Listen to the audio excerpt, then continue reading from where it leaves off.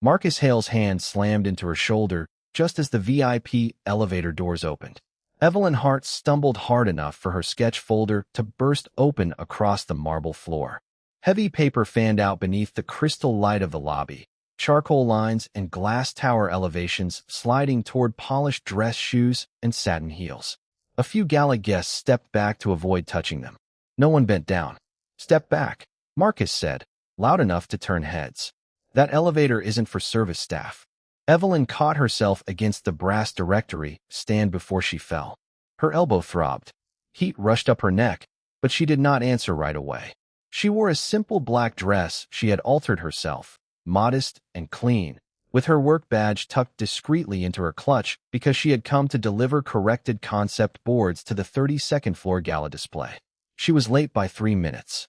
Marcus knew exactly who she was. "I'm not service staff," she said, steadying her breath. "I'm with the design team. Those boards are for the Whitmore Foundation presentation." Marcus gave her a quick, contemptuous look, the kind meant to strip identity before words could restore it. "Then you should have used the freight route like everyone else who doesn't belong in that car." That was the first lie, and Evelyn knew it. The freight elevator had been locked for event security 10 minutes earlier.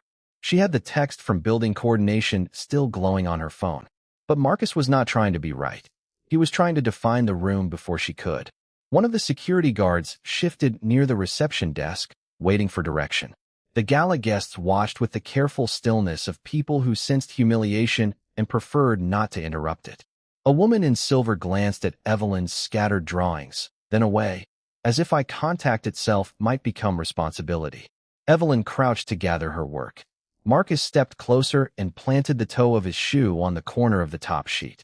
It was a rendering of the Youth Arts Center annex. Sunlight pouring through angled panels, rooftop gardens, accessible studio entries. The project she had spent 6 months refining. The one Adrian Whitmore was expected to announce as the foundation's next flagship investment before the donors upstairs. "You people always make a scene when you're told no," Marcus said. The sentence landed harder than the shove. Evelyn slowly looked up at him. There it was, plain and public now, no longer buried inside tone or implication. Not a misunderstanding. Not stress. A choice. His voice had lowered, but not enough. Several guests heard it. One of the event staff froze beside a tray of champagne flutes. Marcus removed his shoe only to snatch the building access card from Evelyn's hand. "You can collect this from HR on Monday," he said. "Tonight, you're done." That changed everything. A late delivery could be explained. A bruised shoulder could be hidden. But if he voided her access before the presentation, her design boards would never reach the gala hall, and she would become the easiest person to blame for the failure. In one move, he was not just insulting her. He was cutting her out of her own work. Evelyn rose to her feet. Her pulse pounded, but her voice came out clear. "You don't have the authority to remove me from a foundation presentation." Marcus smiled without warmth. "In this building, tonight, I do." Then he turned to the nearest guard. "Escort her out." The guard took one uncertain step forward. Evelyn did not retreat. That was her decision, and the room felt it. Instead of pleading, she reached into her clutch, pulled out her phone, and lifted it high enough for the guests nearest the elevator to see. "Before anyone touches me," she said, "I want this lobby on record." Marcus's expression shifted for the first time. She tapped the screen once. Audio. Video. His shove, his words, the confiscated access card, the order to remove her. Maybe not every second, but enough. More important, she was no longer fighting privately. A hush moved through the lobby like cold air under a sealed door. Phones began to rise from tuxedo sleeves and sequined clutches, not just hers now, but the guests too. The polished brass around the VIP elevator reflected a fractured little cord of witnesses. 18 gala guests, 6 event staff frozen beside silver trays, and the 3 security staff Marcus Hale had already summoned with one sharp gesture. Marcus recovered fast. Men like him always did when they believed authority could still outrun truth.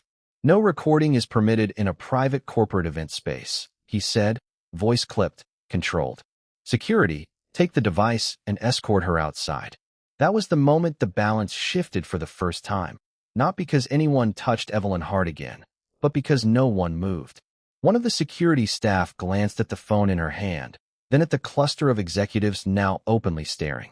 An older donor near the velvet rope lowered his glass and said, "I'd think carefully before forcing that." The warning landed harder than a shout. Evelyn kept her spine straight, though her shoulders still burned where Marcus had shoved her. Her sketch folder lay on the marble floor, pages half spilled like exposed ribs, elevation studies, lighting notes, hand-marked revisions for the rooftop restoration presentation she had spent 6 months building. The same presentation she had been invited to deliver to the chairman's office this evening. The same access card Marcus had just taken. "I'm not refusing to leave," Evelyn said, steady enough to make the silence lean toward her. "I'm refusing to disappear before I state a fact. I'm a junior architect assigned to the Whitmore Tower Restoration Review. My credentials were valid when I entered this building. My access was removed after Marcus Hale decided I did not belong in the elevator." A murmur traveled through the guests. Not loud. Worse. Curious. Marcus smiled with his mouth, not his eyes. A junior architect who doesn't understand chain of command should not be making accusations in a lobby full of partners. He bent, scooped one sheet from the floor, and held it between 2 fingers like something damp. "And if these are yours, then you've already violated protocol by carrying restricted material through a gala entrance." The blow landed where he intended. Not on her body this time, but on her future. If he framed her as careless with confidential work, she would not just lose tonight. She could lose her job, her license track, every reference attached to Whitmore Tower. Reputation was a slower ruin than public humiliation, but far more permanent. Evelyn understood that in one brutal second. So she made a choice that cost more than pride. "Then don't look at one page," she said. "Look at all of it." She crouched on the marble, gathered the scattered sheets with careful hands, then stood and crossed the distance to the nearest guest cluster before Marcus could stop her. She placed the entire folder on a cocktail table beneath the chandelier light. "Open it," she said. Marcus's jaw tightened. "You are not authorized to distribute." "I'm authorizing review of my own stamped revisions," Evelyn cut in. "Every sheet is time-coded. Every correction request is logged." The presentation was scheduled for tonight at 8:40 p.m. on the executive floor. A woman from the donor committee stepped forward first, then one of the executives. They looked, not with gossip's hunger, but with the practical attention of people who recognized real work when they saw it. Detailed facade notations, emergency egress redesign, structural preservation marks in red pencil. At the center, clipped beneath the first board, a printed confirmation for an executive review. Adrian Whitmore, Chairman's Office. 8:40 p.m. The air changed. Marcus reached for the folder, but the executive lifted a hand before he could touch it. "If this is genuine," he said, "why was she being removed?" No one answered for a beat, because now the question belonged to Marcus. His face settled into a colder mask. Because credentials can be copied. Ambition can look professional. A silence sharper than the chandelier light settled over the elevator lobby. The executive still held the printed confirmation between 2 fingers, but his attention shifted when a soft scrape came from the marble floor. The young girl Marcus had shoved aside was on her knees, gathering loose pages that had spilled from a black sketch folder. Color renderings, floor plans, hand-drawn elevations, some bent at the corners, one marked by the faint print of a dress shoe. Before Marcus could bark another order, Evelyn crouched beside the girl.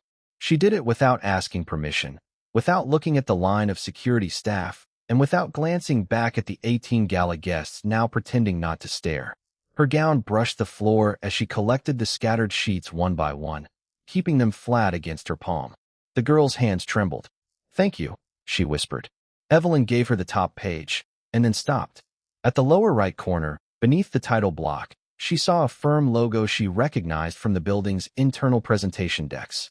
Not copied, not guessed, real. Beneath it was a project code tied to the East Tower renovation, followed by a consultant badge number and a notation for the chairman's executive review. Another page showed a revised children's reading terrace on the 42nd floor, a concept too specific, too recent, and too confidential to have come from anyone wandering in off the street. The girl was not crashing a gala. She was supposed to be here. Evelyn looked up at her fully for the first time. The girl could not have been more than 16 or 17, dressed too simply for the room, but too carefully to be careless. There was fear in her face, yes, but also the stunned humiliation of someone who had prepared for an important night and been told her existence was a mistake. "Where did you get these?" Marcus snapped, taking one step closer. The girl flinched. Evelyn rose before she answered. "From the building project," she said evenly. "These are legitimate materials." Marcus let out a short, humorless laugh. "And now our junior architect is conducting security review in formal wear?" His gaze cut across her like a blade polished for public use. Around them, crystal glassware chimed faintly from the ballroom beyond, and the city lights flashed against the mirrored wall, making every expression seem colder. Evelyn held the folder against her chest. "The review confirmation has the same executive timestamp. So do these pages." "That proves access," Marcus said. "Not permission. It proves she belongs in this building tonight." For 1 second, the executive near the elevator said nothing. Neither did the security staff. That hesitation was enough to irritate Marcus more than open defiance. He smiled, but only with his mouth. "You should be very careful, Evelyn Hart." The warning landed harder because he used her full name. "You're young enough to confuse principle with judgment," Marcus continued. "One emotional mistake in front of donors, executives, and corporate partners can end a career before it starts. Do you understand that?" Evelyn did understand. Not in theory. In the practical, brutal way ambitious people learned quickly in rooms like this.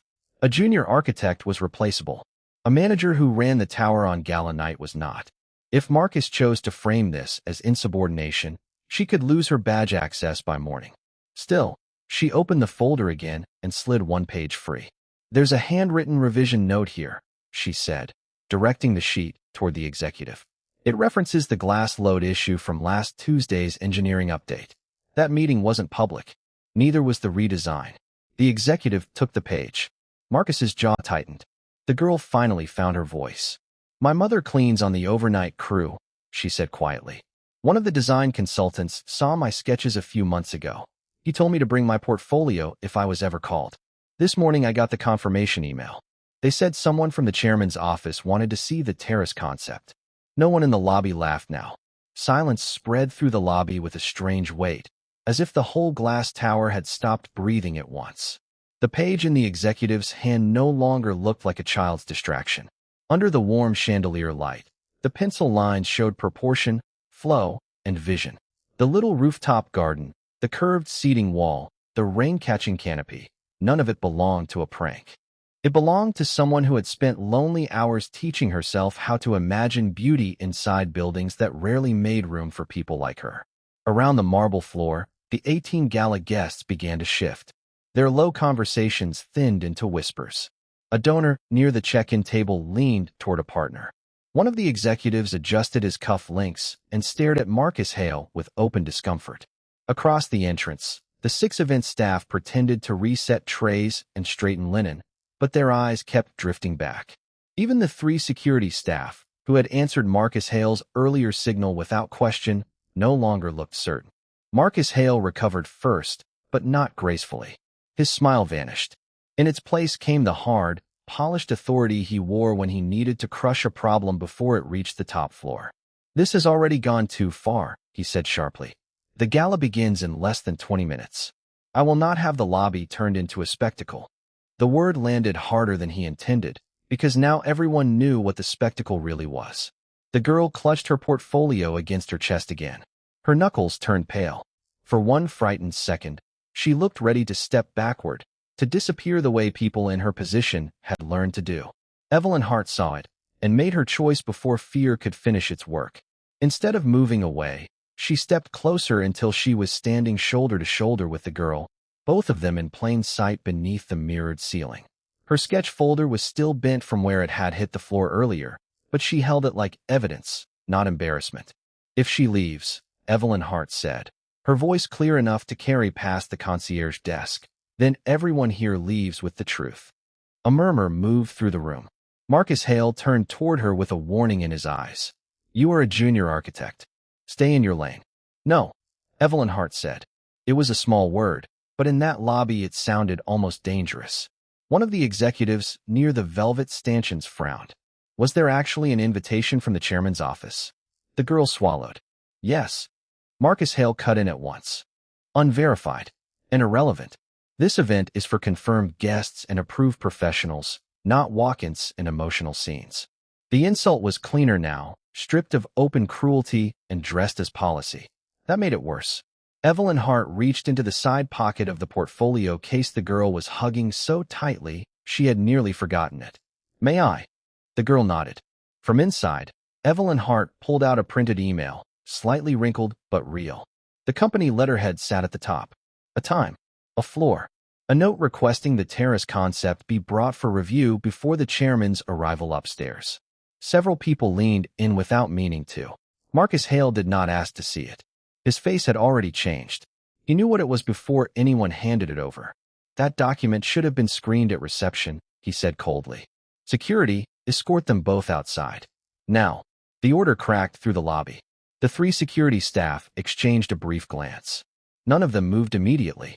Their hesitation was tiny, but public. Costly. Marcus Hale stepped forward, furious now not because he had lost control in private, but because he was losing it where donors, partners, and senior executives could witness every second. "Do your jobs." One of the gala guests, an older woman in a silver evening dress, spoke before security could obey. Their removal would be an admission. Another voice followed from the executive, still holding the sketch. At minimum, the invitation should be verified before anyone is thrown out. The elevator lobby, bright as polished ice under the gala lights, went still around that single sentence. Verification was no longer a courtesy. It had become a line no one in the room could ignore. Marcus Hale gave a short laugh that carried more irritation than confidence. An unsigned claim and a folder of sketches don't qualify anyone for a private executive floor. He held out his hand toward the executive with the drawings, expecting them back as if the gesture alone could restore his authority. But the executive did not return them. Across the marble floor, Evelyn Hart felt the shift before anyone named it. The room had stopped treating the young girl as an inconvenience and started studying her as a possibility. The change was subtle, almost elegant. One gala guest lowered her champagne glass without drinking. Another leaned closer when one page in the sketch set revealed a children's healing garden built around wheelchair-accessible paths and sensory walls. In the lower right corner was a logo from Whitmore Foundation's upcoming initiative, printed so small it could have gone unnoticed by anyone too angry to look. Evelyn saw it at once. Her pulse kicked hard. That mark had been shown only once in the Junior Design Review 2 weeks earlier, attached to a confidential concept package for a major philanthropic expansion the company had not yet announced publicly. A children's recovery wing. Community architecture. A flagship charity partnership meant to reshape not just the company's reputation, but its future. The submission process had been invitation only, which meant the girl had not wandered in from nowhere. Evelyn stepped forward before Marcus could snatch the papers away. "That logo shouldn't be in public circulation," she said, keeping her voice calm even as every eye turned toward her. "If it's on those pages, then someone authorized her access to the design brief." Marcus's jaw tightened. Or she copied material she had no business touching. The accusation landed, but weaker now, because the clues kept coming. One sheet had a printed visitor barcode partially hidden beneath a pencil rendering. Another carried time-stamped revision notes from the foundation office. The older woman in silver extended her hand, and when the executive passed her the top page, she read in silence for a beat too long. "This concept references the Pediatric Grant Committee," she said. "That committee reports directly to the chairman's office." A hush moved through the crowd like a draft through silk. Marcus heard it and mistook it for hesitation rather than warning. Prejudice did the rest.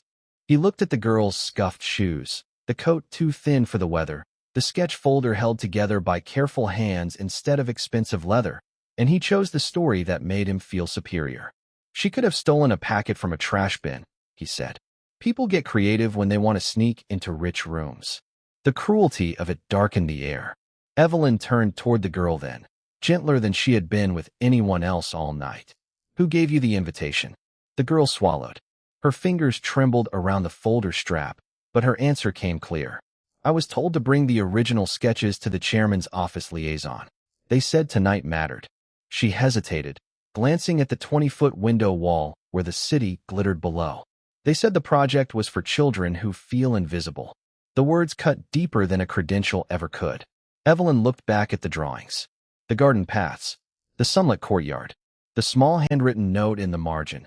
Every child deserves a place that does not ask them to earn dignity first. That was not stolen language. That was a mission.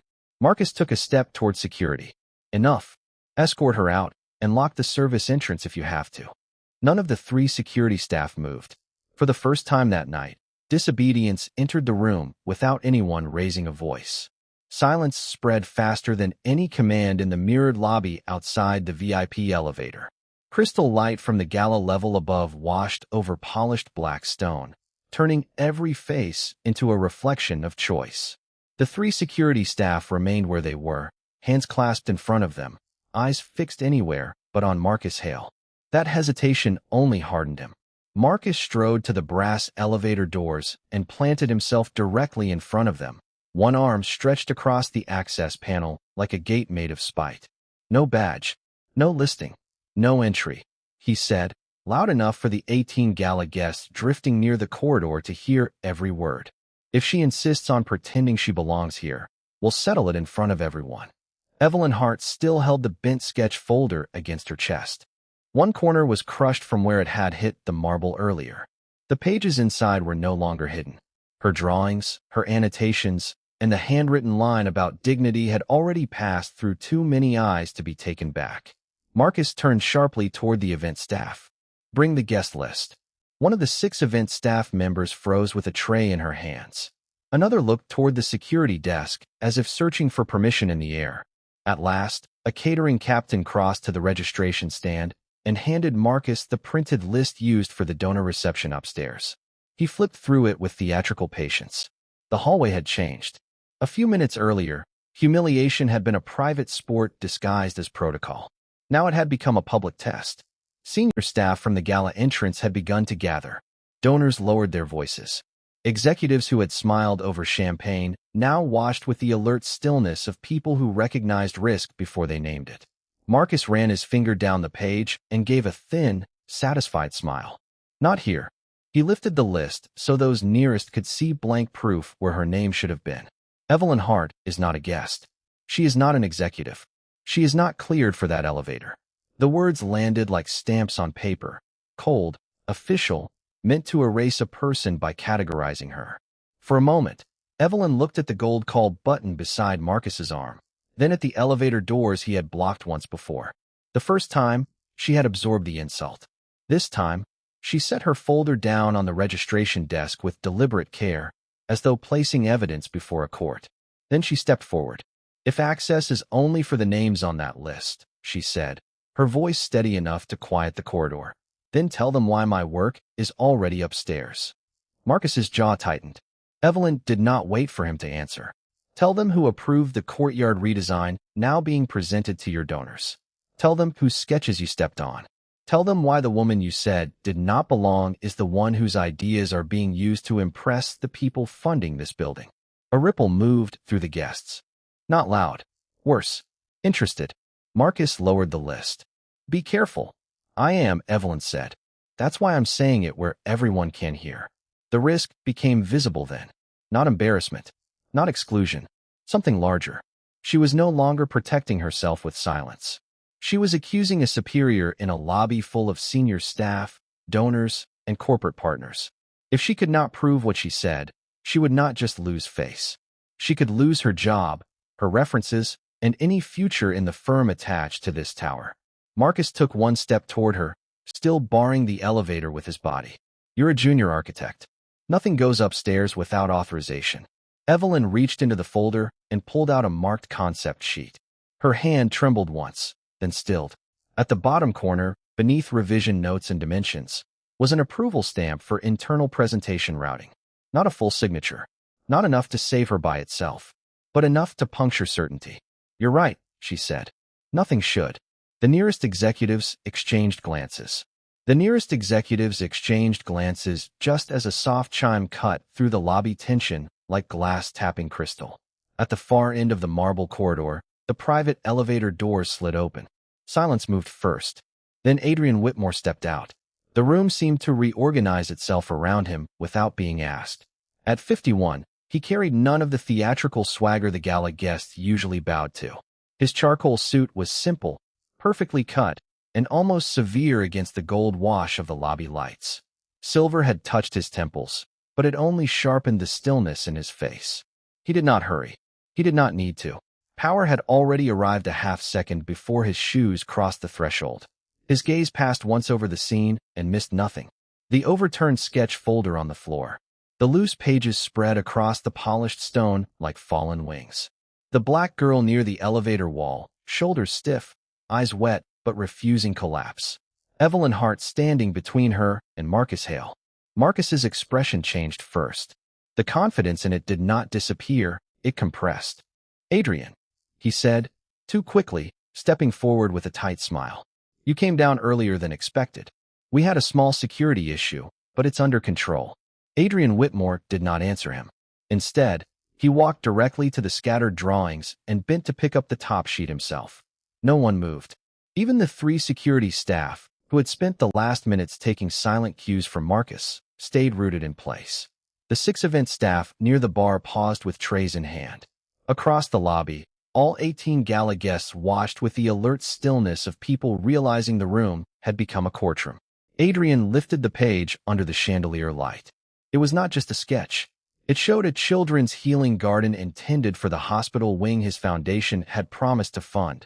Curved pathways, shaded seating, sensory walls, low planters reachable from wheelchairs, and a central light well designed in the shape of an open circle.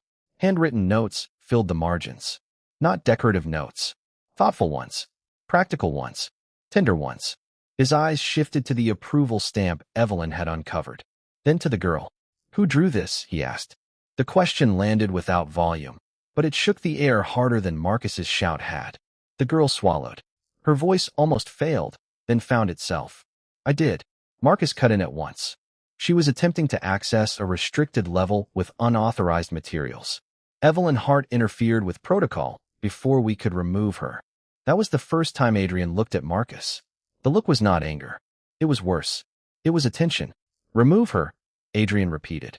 Marcus straightened. "Yes, for the protection of the event and executive floor." Adrian lowered the page. "From a building carrying my name. Because she brought a design for children?" A flicker of uncertainty crossed Marcus's face. "It's not about the content. It's about access, liability, and control. We cannot allow anyone to bypass." "I can see what was bypassed," Adrian said. The words were calm, but they split the room cleanly in two. Evelyn felt the pressure inside her chest change shape. Until now, every second had been about stopping harm. This was different. Harm had become evidence. Adrian turned to Evelyn. "Why are you standing here?" Marcus opened his mouth again, but Adrian raised one hand, and the lobby obeyed it. Evelyn answered carefully, "Because what happened to her was wrong, and because the work in your hand was not trash." Adrian held her gaze for one measured beat, then looked back at the girl by the wall. "Did anyone review your submission?" She shook her head. "No. I was told to leave it downstairs. I was trying to make sure someone actually saw it." The truth of that sat heavily in the polished air. Adrian glanced toward the elevator panel, then toward the ring of watching executives and donors. Public humiliation had built this scene. Public judgment was about to answer it. "Security," he said. The 3 security staff did not move at first. They looked at Marcus Hale before they looked at Adrian Whitmore, and that split second said more than any formal report ever could. In a building ruled by polished procedures, fear had picked a side long before truth arrived.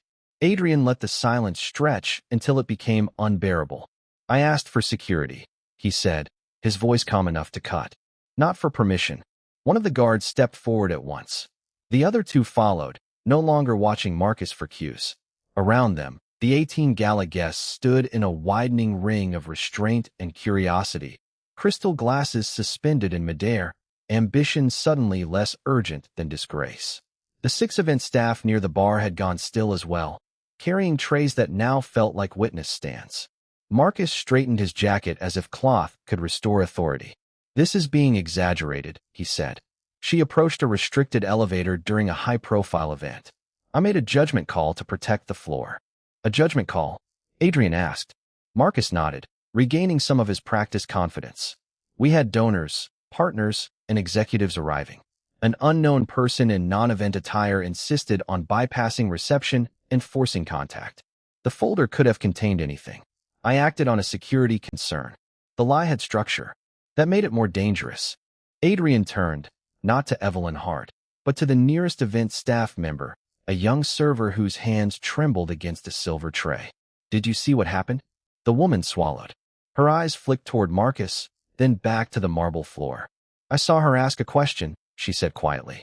She said she had a submission. She didn't raise her voice. Marcus cut in. Staff are not trained to evaluate threats. No, Adrian said, but they are trained to recognize cruelty. A low murmur moved through the guests. Evelyn still stood by the wall, one hand pressed against the bent corner of her sketch folder. There was no triumph in her face, only the exhaustion of someone who had spent too long learning how humiliation sounds when it echoes in expensive rooms. Adrian extended his hand. May I see it? She gave him the folder carefully, as if even now she expected it might be taken and dropped again. Inside were sketches, structural notes, hand-rendered elevations, and a cover page marked with her full name and the evening's design fellowship seal. Tucked into the clear front sleeve was an embossed invitation card. Adrian removed it and read it once. Then again, more slowly. Marcus saw the shift and rushed to fill it.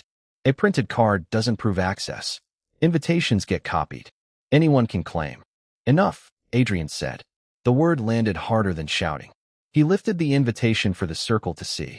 This card was issued from my office this morning. Personally authorized. The room changed shape around that sentence. Marcus blinked. Your office? Yes. Adrian slid the card back into the folder, then held up the first sketch.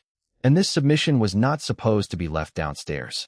It was supposed to be placed in my hands before the final donor presentation. A donor near the windows frowned. Why would a junior architect's sketches be that important tonight? Adrian looked at the drawing, then at Evelyn. Something in his expression softened, but his voice remained public, deliberate, and devastating. Because the centerpiece project this foundation plans to announce tonight began with a concept no one here had the courage to notice. He turned the page so the guests could see the clean lines of a community housing design threaded with dignity instead of spectacle. These are the original revisions I requested after reviewing her first submission last month. A brittle stillness followed. Marcus's color drained. That's impossible. We never flagged her file for executive review. That, Adrian said, is exactly what concerns me. The humiliation on Marcus was no longer social. It had become professional, institutional, and impossible to hide. He had not merely shoved aside a young black woman in front of powerful people. He had exposed a failure in the building itself. Adrian Whitmore did not raise his voice. He did not need to. In the charged silence of the private lobby, his authority moved through the room more cleanly than anger ever could. He bent, picked up the last page from Evelyn Hart's sketch folder, and slid it back into her hands with the same care Marcus Hale had refused her minutes earlier. Evelyn Hart, Adrian said, looking directly at her now. Not past her, not through her. I owe you an apology. The words landed harder than any public rebuke. Around them, the 18 gala guests stood in uneasy stillness. Expensive glasses paused midair. The 6 event staff near the velvet entry exchanged glances they tried to hide. Even the 3 security staff under Marcus seemed suddenly unsure where to look. Evelyn swallowed. Her fingers tightened around the folder against her black dress. The papers inside no longer scattered, but still slightly bent from the floor. Thank you, she said quietly. Adrian turned to Marcus. You did not misjudge a guest, he said. You overrode protocol, humiliated an employee, interfered with executive review, and used access as a weapon in a building you were trusted to protect. Marcus opened his mouth. Chairman, if I could just explain. You already did, Adrian said. With your actions. That ended it. No one mistook the moment for theater anymore. Adrian faced one of the security staff. Escort Marcus Hale to the operations office. His building access is suspended effective immediately. He is not to issue another instruction tonight. The order created a different kind of shock. Not scandal. Consequence. Marcus stared at him, color drained, tie slightly loosened now, as if the night itself had put a hand around his throat. You're suspending me? In front of donors. In front of witnesses, Adrian replied. One of the security staff stepped forward. This time, No one blocked the way for Power. Power was the one being escorted out. Marcus looked toward the guests, searching for support, for the old reflex of status to save him. He found none. A few looked away. A few watched without pity. One donor lowered her glass and gave the smallest nod, not to Adrian, but to Evelyn. Marcus left without another word. The elevator doors closed on him with a soft metallic hush. Only then did the room breathe again. Adrian turned back to Evelyn. Your revisions should have been in my office 4 weeks ago. They weren't. That failure belongs to this institution before it belongs to any one person. He lifted her top sketch page for the nearby guests to see. The redesigned community atrium, all open light, public seating, and accessible circulation instead of ornamental exclusivity. A space built not to impress people from above, but to welcome them from the street. I requested this work, Adrian said, because she designed the only proposal that understood what this company keeps claiming it values. A murmur moved through the crowd. Not polite. Real. One of the gala guests, a senior development partner, stepped closer. This was hers. Yes, Adrian said. Evelyn looked stunned, not because her work was finally being seen, but because it was being named in the room where she had been told to step aside. Adrian handed the page back to her. If you're willing, I'd like you upstairs. Not as an interruption. As the architect whose work will be presented tonight. For the first time all evening, the invitation belonged to her. Evelyn drew one steadying breath. She could have disappeared with her dignity restored. That would have been understandable.